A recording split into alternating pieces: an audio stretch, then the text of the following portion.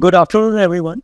So what we will do is quickly give you a little bit of a background about AI, machine learning, and then obviously I've got esteemed panelists who will give their background and will speak about their experiences in AI.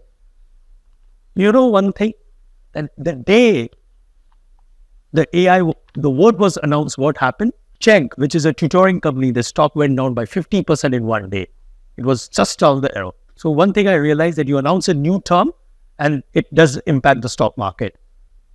And it's very interesting, not only that, but because of Google Bart, which was their sort of competition to AI, they couldn't work when they went live. They eroded $100 billion of market cap. So that's the impact we are seeing on AI. It's very, very interesting that how AI is going to completely transform the entire world.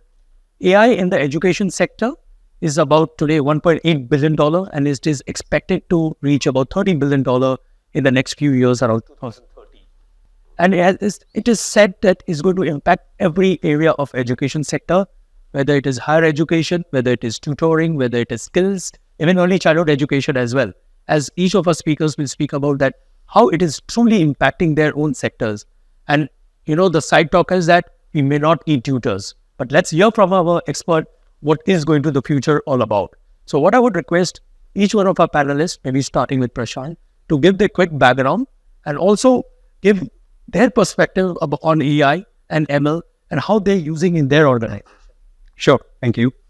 So I'm Prashanth Singh, co-founder of Leadsquared. We are a SaaS company offering sales, marketing, and service automation product. I can proudly say that almost 90% of EdTech companies of India would have used Leadsquared, right? So starting from the top-notch companies to the smallest of EdTech would have used Leadsquared. So as we go forward in our journey, we are making a point of view and also doing a lot of experiments around how AI can help our customers on the product side and also how AI can help us as an organization.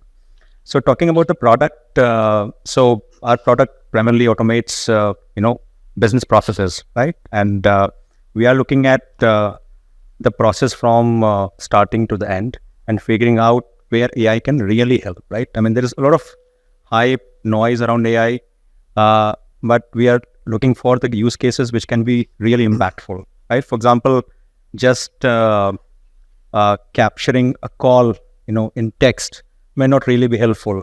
What more insight we can provide to our customers by capturing a live sales call, right? Just suggesting, solution of a ticket may not be, the greatest of the idea, right? What else we can do? So AI has become, a charter of all the product development exercises that we are doing, of all the products, all the features we are looking at, how AI can really help our customers. So whether it is generating text, whether it is summarizing something, whether it is offering insights, so AI has become a real integral part of our product development and our customer journey process. Thank you. Abhilash, how about you? Thank you so much for having me here today.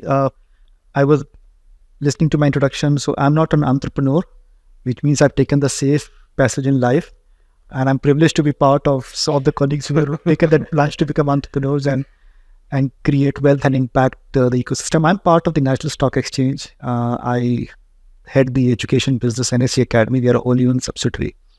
And by far, we're the largest banking and financial services certification entity anywhere in the world. I am also a board director on NSE Talent Sprint, a deep tech and future tech education provider that we acquired 3 years back. And I also sit on the board of the BFSI Sector Skill Council, for which we are a co-promoter.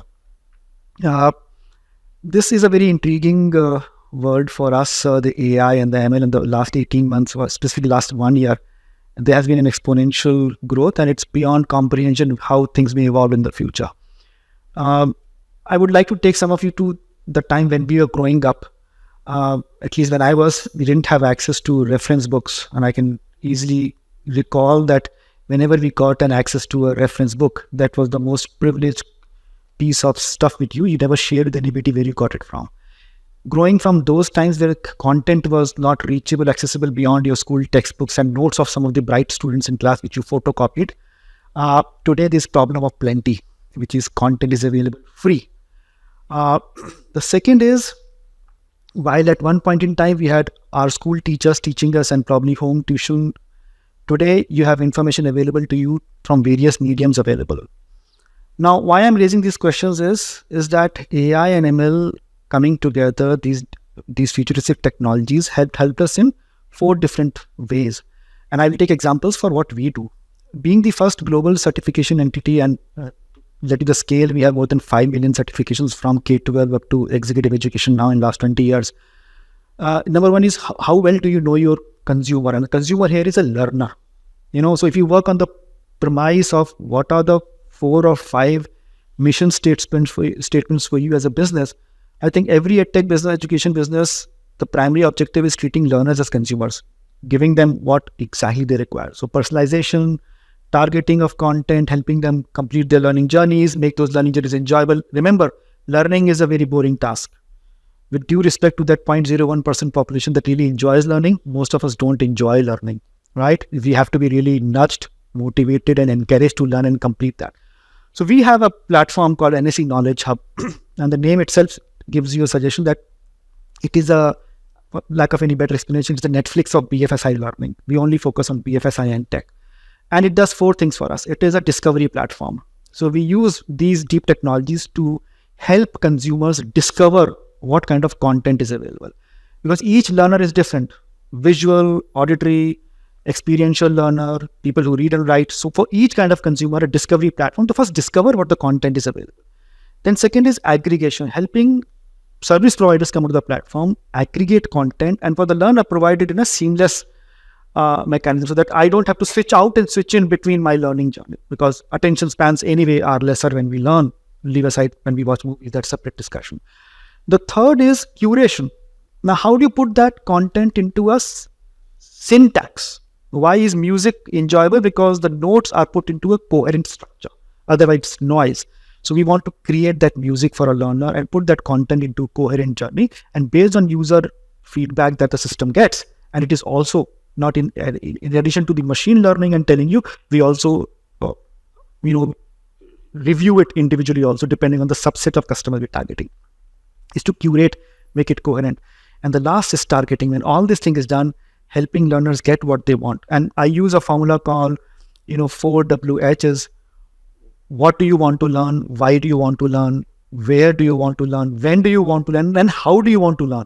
So this is a chemical formula we work on, is working around this. And eventually the learner is a consumer, and our job is to help them achieve their objectives and learn as beautifully as they can and meet their life goals. That's what we do through these technologies. Thank you very much, Abhilash. And what I'm hearing from you, it's all about personalized and customized learning. And in the morning, someone taught me today A, B, C, D. That because in early days, all of us were getting same papers. And this was the sign that A is the answer, B is the answer, and C is the answer, D. But because of AI, you cannot use this because you can jumble the assessment, you can do everything, and everything can be personalized to an individual level. And that's an amazing insight. So maybe Raghav, over to you. Would be good to have your background, and specifically since you're focusing on early childhood education and it's from 0 to 6, while we are also an investor in Raghav, so that's a disclosure. It would be very interesting that really how are you going to impact AI ML? Are we really talking about the kids using AI ML, or what is going to be the use case of AML in your as well with your background? So hey guys, my name is Raghav Himatsingka. I'm the founder of a company called Raising Superstars. As the name suggests, what we do is we help parents of 0 to 6-year-old kids raise their kids for happiness and success. We are a mobile first company. We started about 3 years ago, and we are probably one of the very few companies that do this. In the last 3 years, we have acquired customers across 150 countries, and we have about 500,000 parents who use our product. Now, in terms of AI and ML, we were also sort of joking backstage that if you see 2 or 3 years ago, AI and ML used to be part of every pitch deck that went out to investors, that we will use AI, ML to make our product, and that's how we will be different. And so did we, right? So we used that as well. And it was not without reason. It was not just some jargon that we're using on the deck. We actually, all of us had a vision that AI and ML could change the world, could revolutionize education and education sector, right? So our hypothesis was that if we have enough data, then with machine learning, we can literally use personalized learning paths. We can give exactly what a parent wants for their child, depending on what kind of a learner their child is. And as he was rightly saying, every child learns differently. Now, cut to 2023, this has become really something practical. It's become tangible, and we've started using it. So now, we've already talked about all the things that are possible, but I want to focus on the 3 things that we are actually doing right now in our company. So the first thing that we have already started doing is that we started using AI to get global reach. Now, what do I mean by that? The way that our product works is that you have a mobile app. On the mobile app, we have videos whereby we explain to the parent what kind of activities they should be doing with their babies and toddlers, right? So it's completely screen free for the child, but we explain the video to the parent.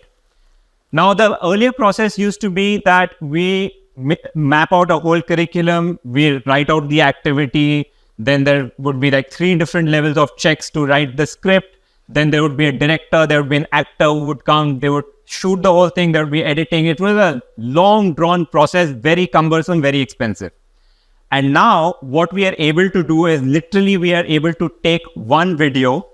Using AI, we can translate it into any language in the world with perfect dubbing, and you would not know that this is an AI video, right? So until a month ago, we were a 1-language company, and today we are already a 3-language company in 1 month, right? Like, so our content can literally be translated in 1 day. We can translate an entire program in any regional language or any language in the world.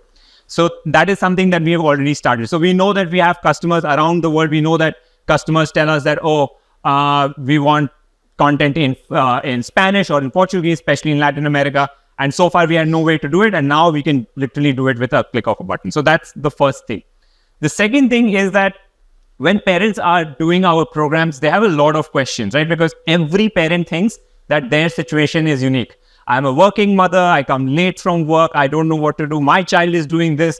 I think that I have a unique situation. What should I do? So everything that we do, parents have questions. Now, the earlier way, the way it used to work is that parents would post their questions to us, and then we would have parent coaches who would reply to them. It would take typically about 10 to 12 hours, which in our view and in the parents' view is a short enough timeline, but they want answers quickly, right? Because they are doing the activity right now, and it would be great if they could get the answer today. Now we have a whole repository of knowledge built in for the last 3 years.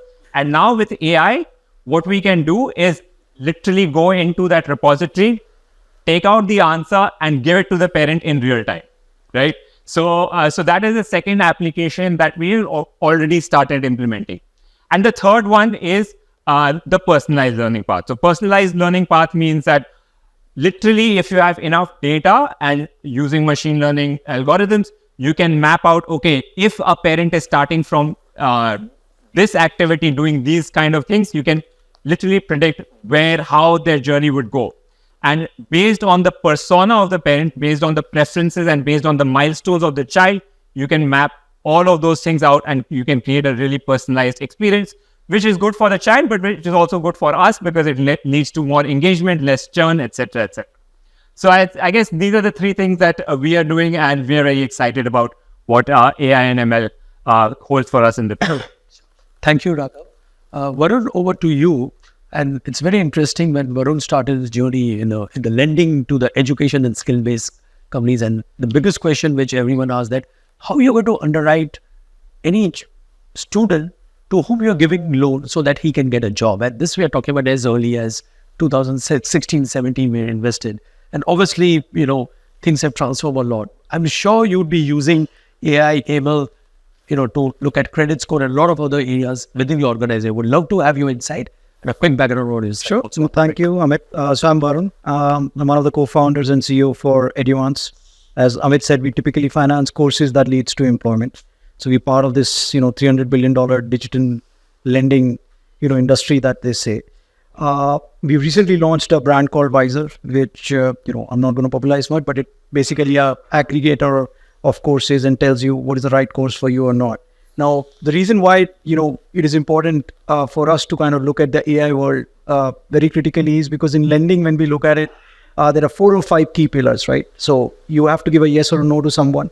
How fast can you give it? Then how much do you want to lend to that person, right? And, how much risk are you taking on that person? So when we looked at this entire lending cycle, we realized customers today are getting smarter and impatient, no matter what they need. If you look at some of the stats in India, almost 52% customers are digital loan customers today. Out of that 52%, 35% are new to credit customers. So these are essentially people who are opening up their apps or phones and they just want a quick result for whatever they are taking a loan for. So AI is absolutely becoming essential for lending today. The way we have been using is not just for underwriting. So there are ways where you can combine data from multiple sources. So earlier it used to be a bureau-based decision. Today you can look at somebody's cell phone, read their SMS, their geolocation tag, how much they're spending, their social, feeds. And AI really helps you collect that data fairly quickly and take a decision on all the parameters and algorithm that you have built. The other side of things in, banking industry, fraud is very important to detect, right? So, is the person that you are giving a loan sitting like thousands of kilometers away is actually the person who's applying for the loan. So facial recognition technology for KYCs, when you're submitting your bank slips, your pay slips, detecting is there any fraud. Like recently we had cases where, after 20 pages of their bank statement, you realize somebody had forged a transaction. And how did you find out? There was a spelling mistake. AI helps you recognize these small errors in a 20-page document, which manually would have taken a lot of time. So that's where we have started implementing, and some of the use cases for lenders are very similar to EdTech partners like customer care centers, right? Customers across India, come to you for queries, asking specific things that needs to be, translated into different languages. What they need needs to be predicted. And then the last part for us using AI, which we are doing a little aggressively, is in the collection part of things, right? What we call collection 360 degrees, which predicts, is there a possibility of somebody not returning your money? So, for example, if you're doing a job for 6 years in a particular location and your location changes, our app detects that, there is a sudden change in location for a period of time, then is that a red flag for you or not? So you combine it with, has the person been getting salaries for last 6 months or not? So there are a lot of data points that AI helps you kind of look at very fast and kind of deliver the very seamless, seamless experience, not just to the customer, but to the organization as well. Thank you, Varun. I think this also means that more and more people can now start availing loans as well, because of, even if you don't have data, but some of this can predict that, yes, these are still good customers and hopefully they will pay. Yeah. The intention and the ability to pay. Right. Prashanth, this is a question for you. And you've been very, very early days, your organization, to literally start, from a CRM perspective, because everyone thought CRM is more of lead capturing, but you started predicting which lead is the most important lead. And I'm sure over a period of time, you evolved as an organization using machine learning AI in your organization. And while you've been using this, would love to know what have been the insights for this. And obviously, when you've been sharing the same insight with the education companies, because most of the education companies, what we've been hearing is struggle with acquisition cost. And how you've been supporting this through AI, ML, and how your organization have really been the forefront of some of this education companies. Sure. Yeah, so our core focus as a business has been improving the business process efficiency where we operate, right? I mean, we operate in sales, marketing, and service side. And we use our own software for our sales, marketing, and services. We use Leadsquared ourselves, and our customers, of course, use Leadsquared. So we are applying AI in every part of the customer life cycle, starting from customer acquisition, right? So, I mean, with the data points that we collect and with the machine learning that we have in place, we are able to tell whether this is the right customer or not. For our own needs also, we have started filtering whether we should onboard this customer or not, right? Depending upon a lot of parameters, including their financials, including their solvency, that kind of data, right?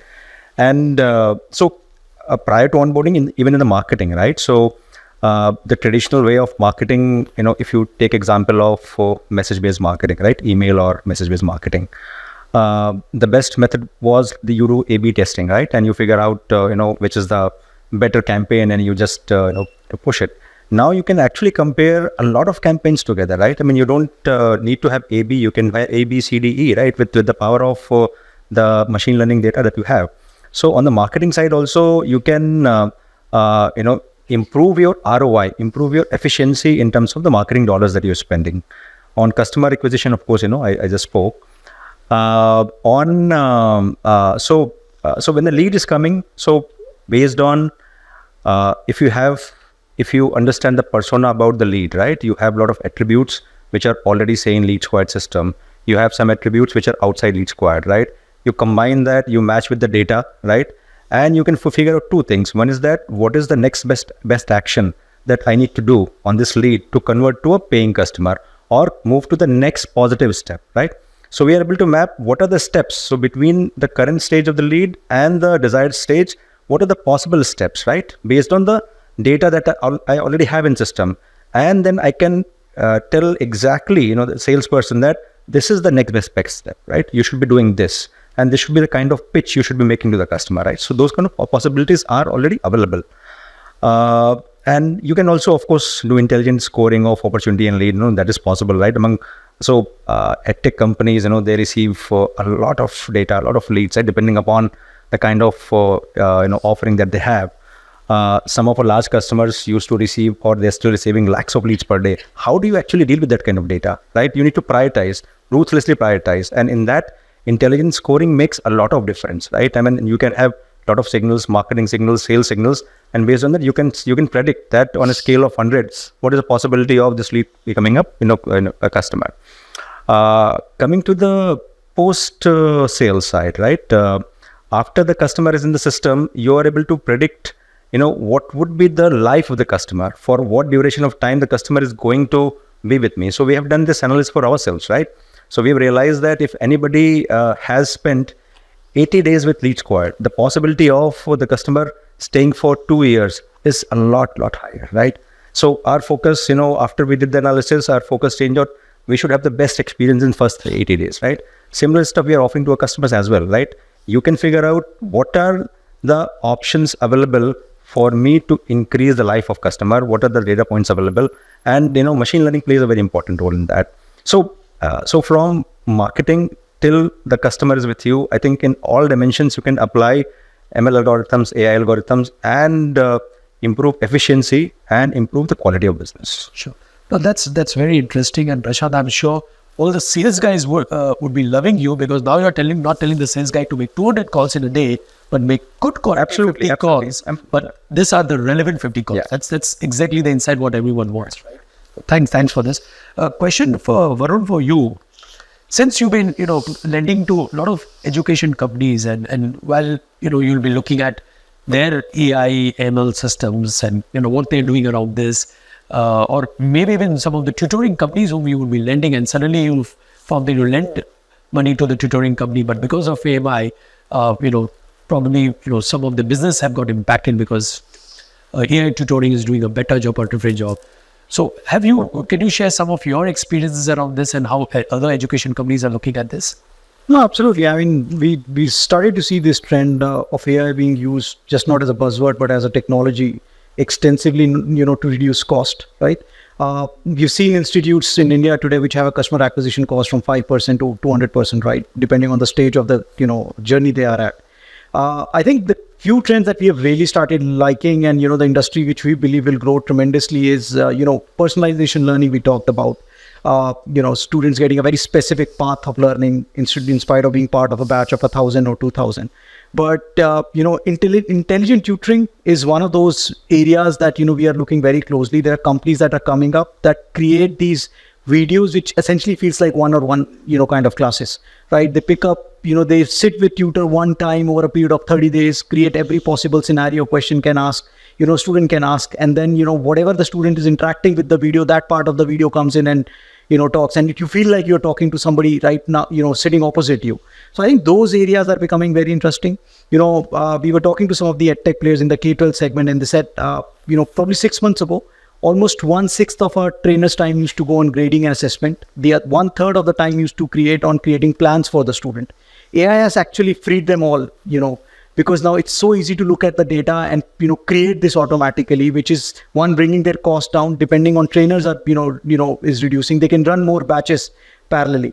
And I think institutes are also deploying AI from their perspective of understanding how their journey has been like. What is working, what is not working. We recently had a startup which we met. Their whole job is to provide a SaaS to training institutes, which customize or, summarize every online class they would have done.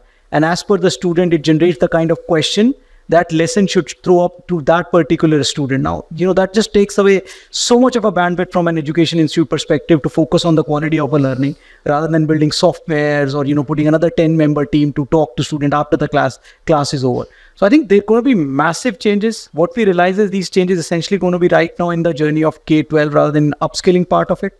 Upskilling is more niche, which leads to employment. So over there, the audience is pretty mature. They want, very specific kind of a content delivered in a very specific way. So I think AI is going to impact this side of education first rather than going the upskilling side of things. That brings to us a very interesting question, maybe Abhilash to you, since Varun mentioned that it seems it's more towards K-12 and Raghav also gave some interesting insights on the early childhood education, again part of K-12. But do you think that AI is truly going to impact the higher education, or maybe it's very early days for us to even think about AI? Specifically, it's niche. You don't need personalized tutoring. You need personalized tutoring as also. So let me just break that into two parts: adult learning and childhood learning. In the childhood learning, the consumer is the parent or the teacher who's going to interpret that information or data. So there is a step down effect that happens. So the data comes out with true picture, it gives the right insights, but the interpreter is not the user herself, but the parent or the teacher. So while it is prevalent because parents are concerned about how kids adopt and how they perform, so it is shaping up. But in adult education, the decision at a certain stage is taken by the learner herself. So for example, professional learning and executive education. In higher education itself, because you siloed into an environment which is driven by the education institution. So there's a curriculum, and what you can do is add learning beyond that curriculum. And if the curriculum provides that availability of content or add-on help, then you can do it. Now, in professional and executive education, yes. Now, because since I have a lot of choice as a consumer, I'm able to pick and choose. And I think our anthropologists were right when they said, of course, not to, maybe it was man is a social animal, but let me say humankind is a social animal. We learn in a social environment, right? And this comes from our childhood. We learn by observing more than doing it ourselves, perhaps. And that goes as an inherent ability for us.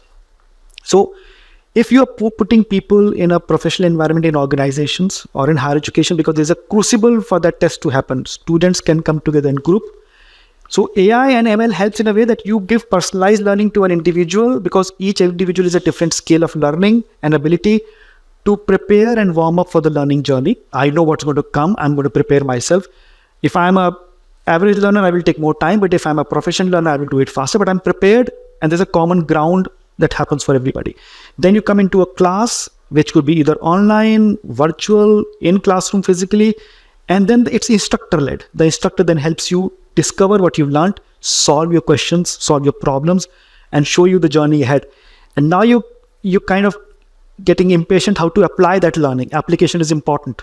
Now you get into an environment where you're able to apply. So those I would certainly say those kind of incubation systems, those kind of case studies, those kind of self-do stuff in group or individually, and then eventually to reinforce what you've learned so far. So prepare yourself, get guided by a mentor or a tutor or a faculty or instructor, come back and apply those frameworks in a simulated environment, and then go back to your work or your education stream and keep reinforcing those learning journeys. And this is only possible because there's so many touch points happening and they're so disconnected at a point in time. Only technology can help. And since the system understands me, I would love to say what Amazon knows about my shopping behavior, what Google knows about my browsing behavior, Netflix about my entertainment behavior. If there's a system that knows about my learning behavior, I think I'm better off in the future trying to implement what I want to do. Sure. So still in higher education, we are still talking about customized learning. It is. That's amazing. Maybe, we'll just change the topic a little bit. Everyone believes that AI ML is definitely going to impact positively the education industry, and we've seen multiple examples in each and every subsector of education, ranging from early childhood education to higher education, including CRM as well. I think probably one should also look into what are the challenges either in practically implementing the AI ML, or what about data security, or what about algorithm is been skewed to only work for a certain type of users and not for all type of users. And maybe this is a question can be across the board. Maybe, you can start and Sure. Good to have your feedback. Yeah, that's a good question and good concern. I mean,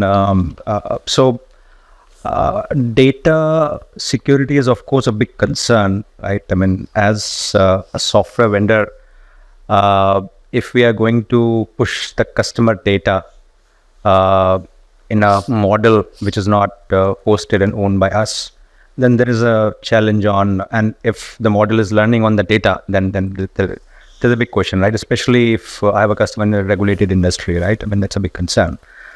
I think the good news is that it will be solved. It will be solved, by technology.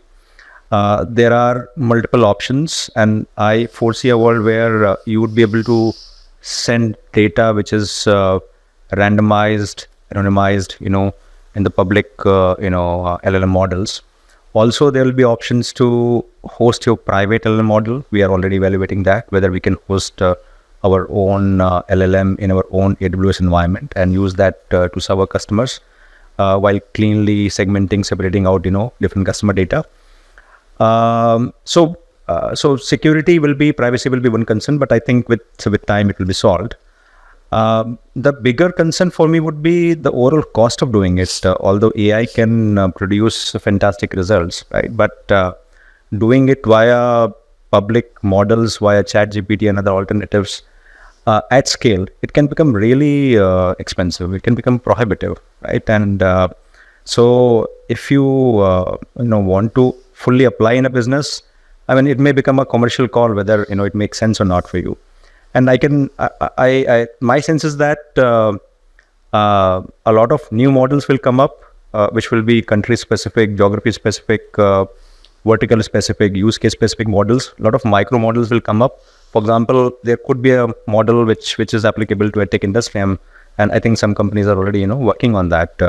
So those models will help solve that commercial problem. Those models, first of all, creation of those models. Second is that the capacity or capability to host them natively in your environment. I think that should solve the commercial aspect of it, right? So these are two important challenges. I think the third, which in my mind maybe the foremost, is the understanding about AI, right? I mean, I think there is a lot of superficial understanding about AI. Even I think I would say my knowledge is also superficial today, right?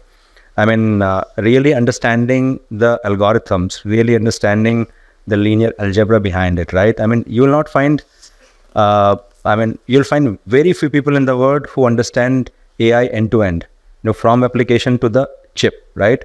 From application to the model, to the algorithm, to underlying, processor, because everything is impacting the outcome, right? Unless somebody gets the understanding of the entire flow, it would be difficult to have the an outcome, because you cannot, it's not rule based, right? I mean, you cannot just say that if you're debugging something, right, that this could be these could be the issues.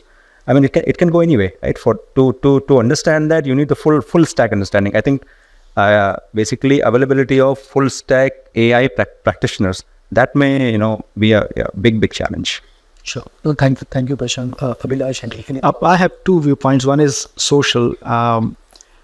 See, if it's said mobile phones have taken the family time away because content is available to everybody at their choice, you don't come together. And if we agree on the point that we are social learners, then see, it's a tool. Over reliance or over dependence on it will not solve the purpose. There has to be a gradual coming together of technology and the individual learning together. So it is a tool that can assist in learning, that can make learning better, faster. But over dependence from the learner's point of view, over dependence from the instructor's point of view, and even the ecosystem point of view will probably not solve the purpose even in the longer run.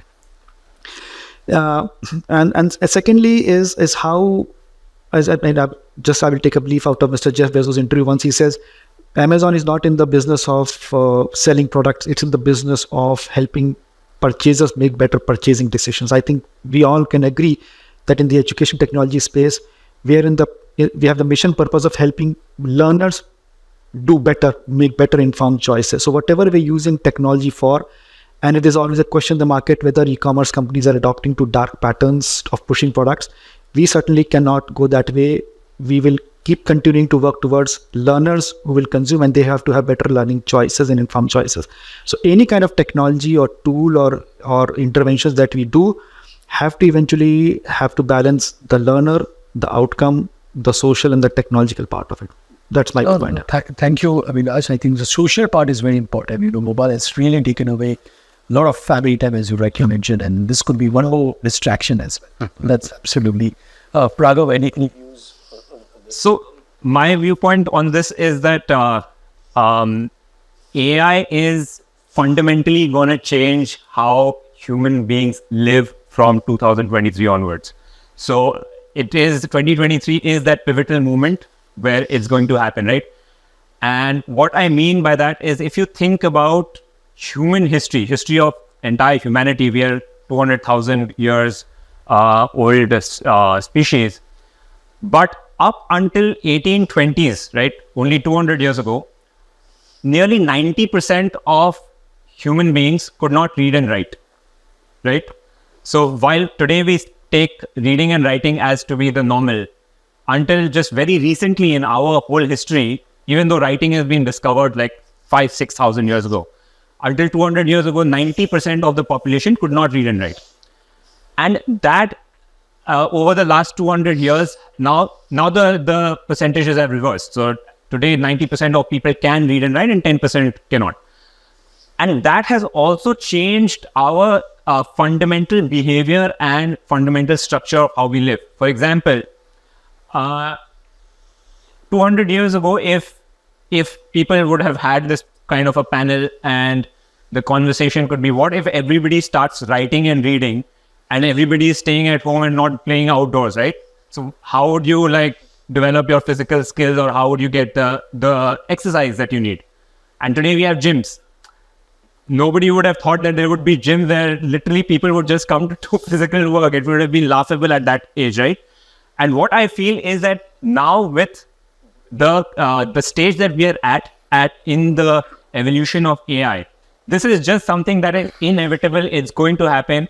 And instead of the micro thing that we're talking about, very soon we will see, just with the mobile phones, it's fundamentally going to change how human beings live from here onwards. Any tips how the new era will look like? We'll just wait and watch. We'll see how it goes.